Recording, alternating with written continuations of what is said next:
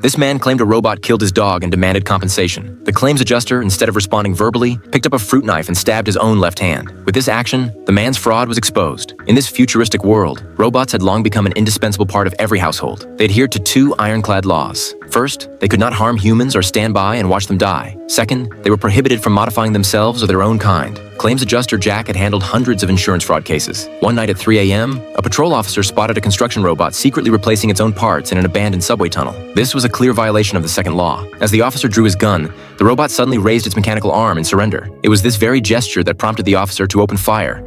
As robots weren't supposed to understand fear, the robot company sent Jack to investigate. He had familiar maintenance workers dismantle the wreckage and discovered over 20 high-end components that didn't belong. Jack believed someone had tampered with the robot's code and instructed it to steal parts for money. Using the tracking codes on the components, Jack traced them back to a construction site. The foreman checked the codes and pointed out they belonged to robot number 206. However, when Jack turned to look at number 206, it eerily turned its head away. Jack followed the robot as it squeezed into a shipping container filled with sophisticated components. The robot clutched a black box tightly to its chest. When Jack reached for the box, number 206 suddenly knocked over a gasoline can and set itself on fire, reducing itself to a pile of scrap metal. Back at the company, technicians found a satellite nuclear battery inside the black box. This device could power an entire city block, but installing it in an ordinary robot would instantly fry its components. Even more bizarre, when the technicians forcibly rebooted number 206, it self-destructed again.